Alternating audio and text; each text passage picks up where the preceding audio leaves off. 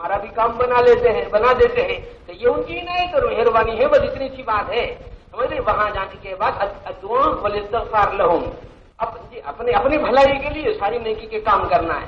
باقی یہ کہ اگر کسی کو یہ شوق ہے کہ وہاں جا کے ہاتھ اٹھا کے دعا کرنا کہ نہیں کرنا بلکہ بھی رہتا ہے، قبرستان کے پاس قبر کے پاس جا کے دو ہاتھ اٹھا کے دعا مانگنا نہیں دعا مانگنا، ہم اہل سنت والجماعت کا مسلک اور مسئلہ یہ ہے کہ اگر صاحب قبر کی طرف ہی منہ ہے، صاحب قبر کی طرف منہ ہے تو بغیر ہاتھ اٹھائے دعا مانگنا، اور اگر ہاتھ اٹھا کے دعا مانگنے کا تقاضا ہے طبیعت میں تو قبر ہو جانا پیچھے، قبلہ ہونا سامنے، ہاتھ اٹھا کے دعا مانگنا۔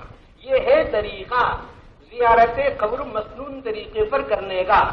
اور کسی شخص کو جو کسی غلط فہمی میں مبتلا ہو سکتا ہو کہ اس کو بد اعتقادی سے بچانا، وہ بھی اس کی اپنی ان ذمہ داریوں میں سے ہے۔ جو زیارت قبر کے لیے جا رہا ہے وہ کوئی ایسا عمل نہ کرے جس سے یہ معلوم ہو کہ کوئی بدعقیدگی کی متعلق ہے۔ تو میرے دوست، لیکن چونکہ آج کی رات حضور اکرم صلی اللہ علیہ وسلم نے زیارت قبور فرمایا، وہاں ان کے لیے دعائے مغفرت فرمائی ہے، اسی لیے ایک مسئلہ ذیل میں آ گیا۔ ذیل کیا ہے؟ مضمون سے مربوط ہی ہے، ایک اہم بات ذکر کے دعا کر لیں گے۔ وہ یہ ہے کہ صاحب ٹھیک ہے کوئی دعا کر لیں گے اور کوئی تلاوت کر لیں گے، کچھ نفل پڑھ لیں گے، کچھ قضائے عمری کر لیں گے، کچھ ذکر کر لیں گے، لیکن اہم کام کیا ہے وہ بولو۔ اہم کام کیا؟ بھئی اہم کام جو ہے نا وہ یہ ہے آپ کی جو دعائیں ہیں وہ مانگیے، انفرادی اجتماعی اور اندرونی بیرونی، معاشی غیر معاشی، جو بھی آپ مانگیے، لیکن خاص طور پر اس بات کو یاد رکھیے کہ سابقہ غلط زندگی کو چھوڑ کر اچھی زندگی گزارنے کا فیصلہ یعنی توبہ اور استغفار یہ لازم ہے آج کی رات۔ اے اللہ کے حبیب صلی اللہ علیہ وسلم سر اٹھائیے، آپ نے سر اٹھایا تو کیا دیکھا؟ آسمانوں کے اوپر جنت کے 8 دروازے کھلے ہوئے، 8 دروازے۔ ایک دروازے پر کیا پکار ہو رہی ہے؟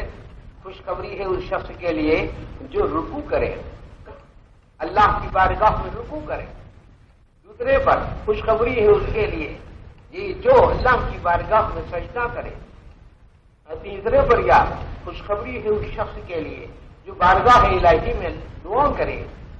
پھر خوشخبری ہے اس کے چوتھا، پانچواں، چھٹا، ساتواں، آٹھواں، خوشخبری ہے اس شخص کے لیے جو ذکر کرے۔ خوشخبری ہے اس شخص کے لیے جو اللہ کے خوف سے آنسو بہائے۔ خوشخبری ہے اس شخص کے لیے جو سچا اور پکا مسلمان ہو، اور خوشخبری ہے اس شخص کے لیے جو توبہ اور استغفار کرے، اور خوشخبری ہے اس شخص کے لیے جو مانگ رہا ہو، کسی ابتلا کے اندر عافیت مانگ رہا ہو تو ہم اس کو عافیت دے دیں گے، اس کے سوال کا جواب دیں گے۔ حضرت جبرائیل علیہ السلام نے یا حضرت یہ یوں پوچھا کہ یہ جو اللہ کی رحمتیں نازل ہو رہی ہیں، یہ جنت کے دروازے کھلے ہوئے ہیں، یہ کب سے کب تک رہیں گے؟ یہ اللہ کی رحمتوں کے نزول کا یہ سلسلہ کب سے کب تک ہے؟ فرمایا کہ یہ مغرب سے لے کر فجر تک ہے، سورج کے ڈوبنے سے لے کر صبح فجر کی نماز تک یہ سلسلہ چلتا رہتا ہے، اسی لیے وقت خراب نہیں کرنا، ایک ایک لمحہ قیمتی ہے۔ توبہ اور استغفار کرے اور اللہ کی ذات ایسی فیاض، ایسی سخی، ایسی داتا، ایسی داد و دہیش والی اور ایسی عظیم المرتبہ ہستی ہے اللہ پاک کی کہ بس صرف سچی توبہ اور استغفار کرے اور اللہ قبول کر لیتے ہیں۔ ایک ضمنی طور پر ایک خصوصی اشارہ دیتے ہوئے دعا کر لیں گے۔ حضور اکرم صلی اللہ علیہ وسلم نے ایک شخص کے پاس ایک اسلام کا پیغام بھیجا۔ وہ شخص مسلم نہیں تھا، غیر تھا، مشرک تھا۔ حضور اکرم صلی اللہ علیہ وسلم نے اس تک پیغام پہنچایا اسلام کا، تو اس شخص نے ان کا نام تھا وحشی۔ اس نے اس سوال کا ایک جواب دیا اور یہ کہا کہ تم ہی نے یہ بات کہی تھی، تمہارے اسلام ہی میں یہ بات ہے کہ اگر کوئی شخص کسی کو قتل کرے، اگر کوئی شخص زنا میں گرفتار ہو، اگر کوئی شخص شرک سے آلودہ ہو تو اس کی مغفرت نہیں ہوتی، اور آپ کہہ رہے ہیں کہ اسلام قبول کرنے مغفرت ہو جائے گی۔ تو حضور اکرم صلی اللہ علیہ وسلم نے جب یہ پیغام پہنچایا اس نے جواب لکھا یا کہلا بھیجا تو حضور اکرم صلی اللہ علیہ وسلم کے اوپر آیات کی تفہیم دی گئی، اتاری گئی۔ اس کا مفہوم یہ ہے الا من تاب وآمن وعمل عملا صالحا، مگر وہ شخص جو ایمان لائے اور مگر وہ شخص جو توبہ کرے اور ایمان لائے اور عمل کرے نیک۔ یہ آیت کا یہ حصہ اور پیغام وحشی تک پہنچایا گیا تو اس نے کہا کہ اس میں تو کئی شرطیں ہیں۔ عجیب انداز تعبیر کا بڑا عجیب انداز اختیار کیا وحشی نے، بڑا عجیب انداز اختیار کیا، کہنے لگے کہ اس میں تو کئی باتیں ہیں۔ ایک تو یہ ہے توبہ کی شرط ہے، معلوم نہیں میری توبہ قبول ہوگی کہ نہیں، اور پھر دوسری بات یہ ہے کہ ایمان کی شرط بتائی گئی ہے، معلوم نہیں کہ وہ ایمان میرا قبول ہوگا یا نہیں ہے، اور تیسری شرط یہ ہے کہ اس میں عمل صالح کی شرط ہے، پتہ نہیں عمل میرا صالح ہوگا کہ نہیں۔ تین شبہات پیش کیے۔ حضور اکرم صلی اللہ علیہ وسلم کے پاس یہ بات آ گئی تو اللہ پاک نے دوسری آیت کریمہ آقا کو عطا فرمائی، اور کیا فرمایا؟ ان اللہ لا یغفر ان یشرک بہ ویغفر ما دون ذلک لمن یشاء۔ شرک کو تو معاف نہیں کریں گے، باقی جو گناہ چاہیں گے معاف کر دیں گے۔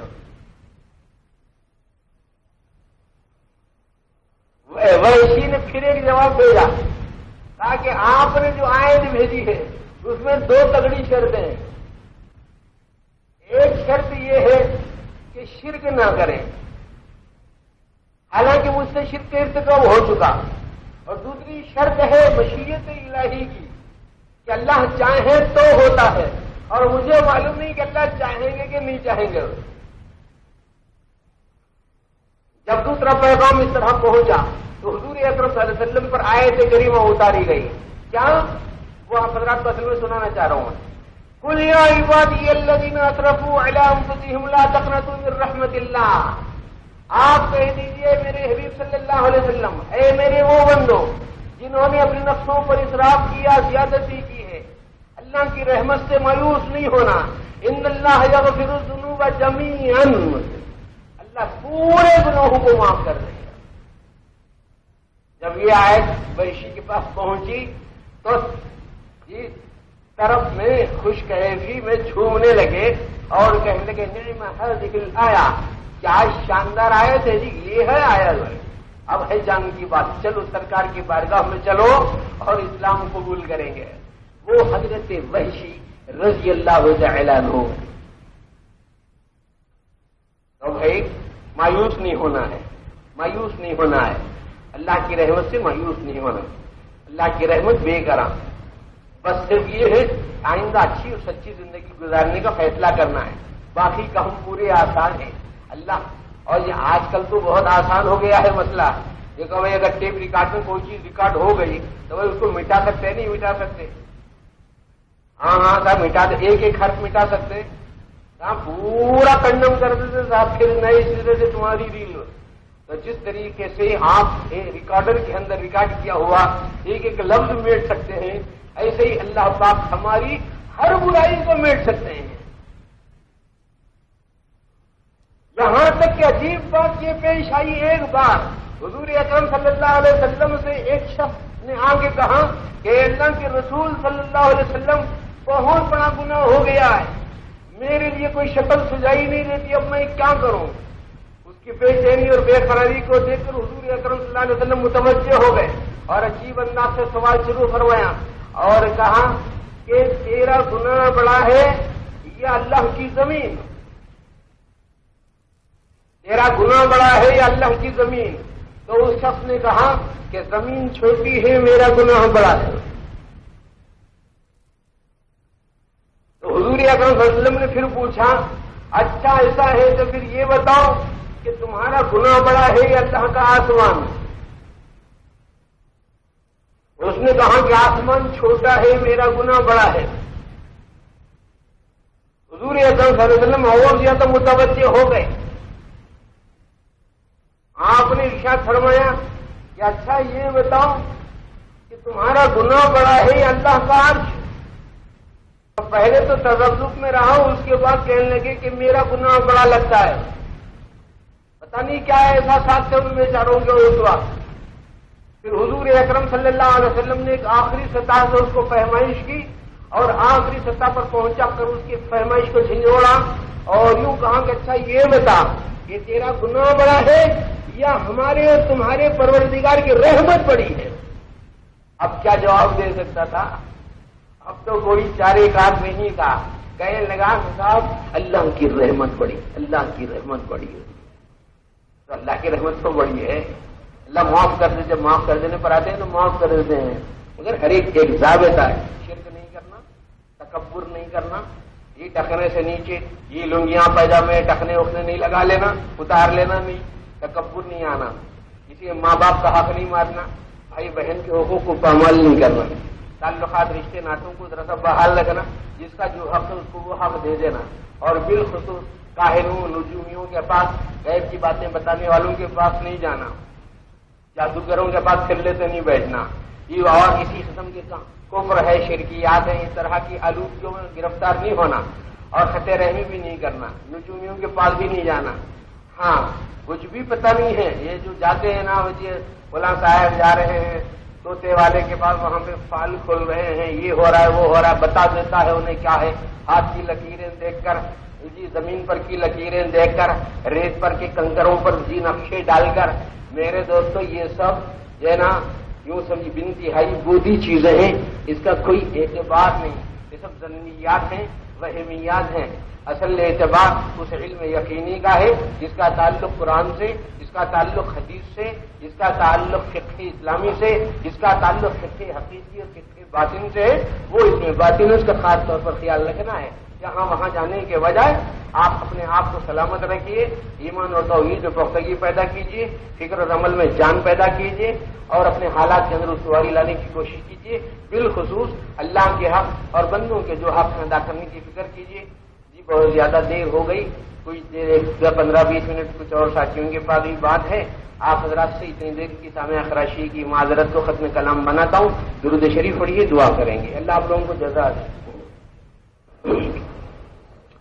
اللهم صل على محمد وعلى آل محمد وبارك وسلم. ربنا آتنا في الدنيا حسنة وفي الآخرة حسنة وقنا عذاب النار. اللهم يا الله يا رحمن يا رحيم يا ودود يا رحيم يا مغني يا كريم يا ذا الجلال والإكرام يا حي يا قيوم برحمتك نستغيث. أصلح لنا شأننا كله ولا تكلنا إلى أنفسنا طرفة عين. يا حي يا قيوم برحمتك نستغيث. نسألك موجبات رحمتك وعزائم مغفرتك والغنيمة من كل بر والسلامة من كل إثم. اللهم لا تدع لنا ذنبا إلا غفرته ولا هما إلا فرجته ولا كربا إلا نفسته ولا ضرا إلا كشفته ولا مريضا إلا شفيته ولا دينا إلا قضيته ولا حاجة من حوائج الدنيا والآخرة إلا قضيتها يا أرحم الراحمين. توفنا مسلمين والحقنا بالصالحين واحشرنا مع الأبرار. ربنا لا تزغ قلوبنا بعد إذ هديتنا وهب لنا من لدنك رحمة إنك أنت الوهاب. اللهم إنا نسألك الصحة والعفة والأمانة وحسن الخلق والرضا بالقدر.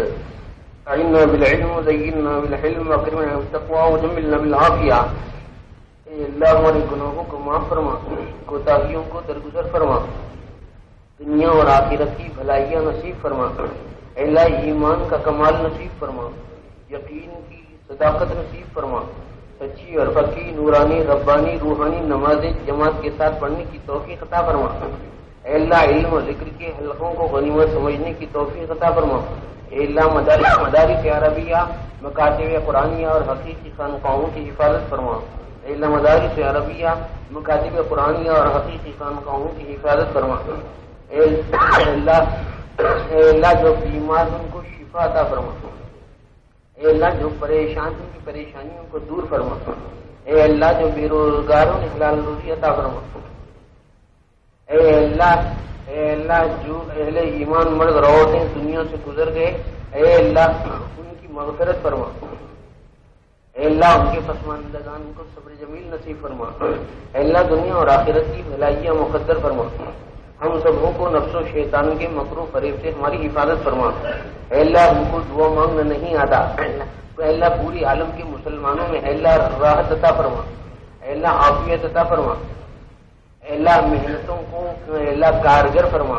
اے اللہ محنتوں کو برابر فرما. اے اللہ جہاد والی قربانیوں کو اپنے فضل و کرم سے قبول فرما. اے اللہ امت مسلمہ کی حفاظت فرما. اے اللہ افغانیوں کی حفاظت فرما. اے اللہ ظالمانہ اور جابرانہ ان پر ہونے والے حملوں کو اے اللہ رکوا دے. اے اللہ ظالموں کو مغلوب و مقہور فرما. اے اللہ امریکہ اور برطانیہ کی حکومتوں کو مغلوب اور مقہور فرما. اے اللہ دنیا بھر کے جتنی ظالمی طاقتیں اے اللہ امت مسلمہ پر ٹوٹ پڑی ہیں اے اللہ اپنا خصوصی کرم فرما کر اے اللہ ان تمام طاقتوں کو مغلوب فرما.